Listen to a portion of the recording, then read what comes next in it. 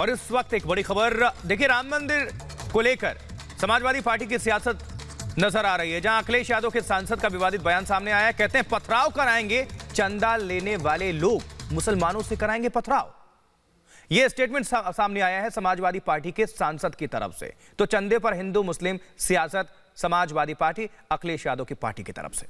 तो राम के नाम पर एसपी की राजनीति, इससे पहले दिग्विजय सिंह ने भी सवाल उठाए थे और बोला था कि मुस्लिमों से चंदा क्यों मांगा जा रहा है, जबकि सच्चाई यह है कि चंदा नहीं मांगा जा रहा। जो अपनी स्वेच्छा से दान करना चाहता है वही दान कर सकता है, इसके लिए ऐप भी बता दिया गया है। लेकिन बावजूद इसके आप देख सकते हैं कैसे विपक्षी पार्टियां इस पर भी सियासत करने में जुटी हुई हैं।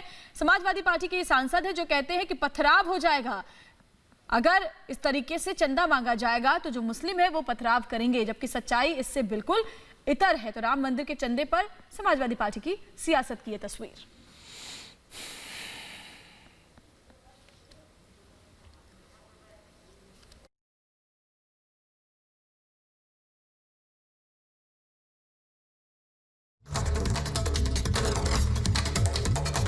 राम मंदिर बन रहा है, चलिए एक मसला खत्म हो गया।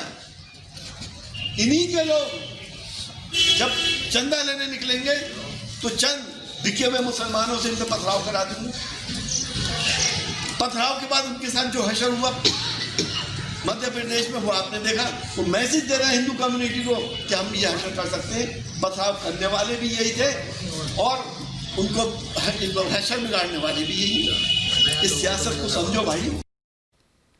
और विवेक हमारे सहयोगी इस वक्त फोन लाइन पर हमारे साथ जुड़ गए हैं। विवेक, राम मंदिर पर चंदा वो लोग दे रहे हैं या उन लोगों से कहा जा रहा है जो अपनी स्वेच्छा से, अपनी श्रद्धा से चंदा दें?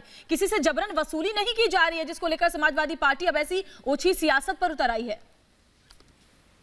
देखिए, बिल्कुल किसी से जबरन चंदा लेने की बात नहीं कही जा रही, लेकिन अगर आप स्टेशन का अगर आप बयान देखें तो उन्होंने एक तरीके से, अगर किसी भी तरीके का विवाद इस चंदा लेने में निकलता है तो उस सियासत को करने की कोशिश करी है। उन्होंने ये कहा कि अगर कोई चंदा लेने जाता है और उस दौरान अगर किसी भी तरीके की, अगर कोई एक वर्ग विशेष किसी भी तरीके प्रतिक्रिया देता है, तो उन्होंने कहने की कोशिश करी कि ये जो लोग चंदा लेने जाएंगे उन्हीं लोगों की तरफ से ये एक तरीके से प्रायोजित होगा। तो कहीं ना कहीं एक उकसाने की जो प्रक्रिया है, एक तरीके से उकसाने को लेकर के। विवेक, आप हमारे साथ बने रहे। इस बीच हमारे साथ साक्षी महाराज जुड़ चुके हैं फोन लाइन पर। साक्षी जी, लगातार हम देख रहे हैं कि पहले से राम मंदिर को लेकर विपक्ष सियासत करता रहा है, हमेशा से सियासी रोटी सेकने की कोशिश की गई है। इस बार अखिलेश यादव की पार्टी, समाजवादी पार्टी, उनके सांसद की तरफ से ये टिप्पणी, इसको लेकर क्या कुछ आपका स्टैंड है, क्या प्रतिक्रिया है? साक्षी महाराज।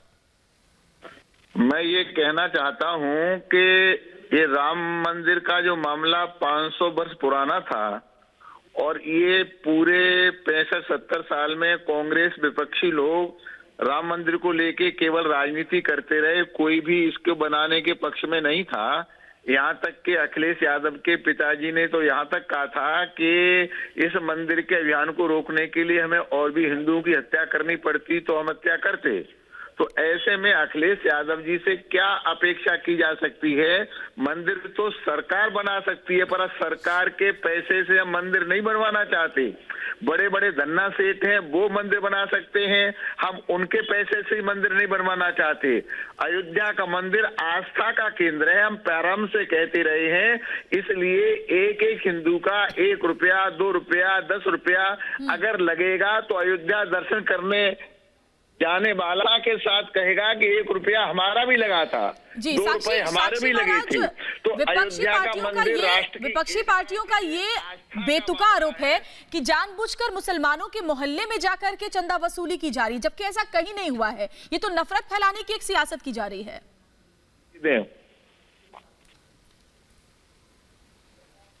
हेलो जी साक्षी महाराज जी, सवाल यह है कि विपक्षी पार्टियां ये कह रही हैं कि जानबूझकर मुसलमानों के मोहल्ले में जाकर के अगर चंदा मांगा जाएगा तो ऐसे में पथराव की, हिंसा की स्थिति उत्पन्न हो सकती है, जबकि सच्चाई इससे बिल्कुल अलग है। ऐसा कहीं नहीं किया जा रहा है।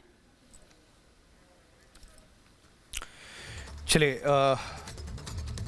साक्षी महाराज हमारे साथ जुड़े हुए थे, बीजेपी सांसद, और अभी हमारे साथ हमारे संवाददाता लखनऊ से विवेक जुड़े हुए हैं। विवेक, इसके पहले भी हम लगातार देखते रहे कि राम मंदिर को लेकर, राम के नाम को लेकर सियासत होती रही है और लगातार प्रतिक्रिया सामने आती रही है, लेकिन एक तरह से एक सोची समझी रणनीति के तहत ऐसा लग रहा कि हो रहा है, क्योंकि अखिलेश के सांसद का जो ये विवादित बयान है, बहुत कुछ वो बयान कर रहा है। साफ तौर पर वो कहते हैं कि पथराव कराएंगे चंदा लेने वाले लोग। इसका मतलब है कि नफरत फैलाने की राजनीति हो रही है। या बिल्कुल नफरत फैलाने की राजनीति, और एक तरीके से आप ये समझिए कि जो चीज आराम से हो सकती थी उस चीज में कहीं ना कहीं उस चीज को उकसाने की जो प्रक्रिया है वो इस भाषण के बाद हो सकती है।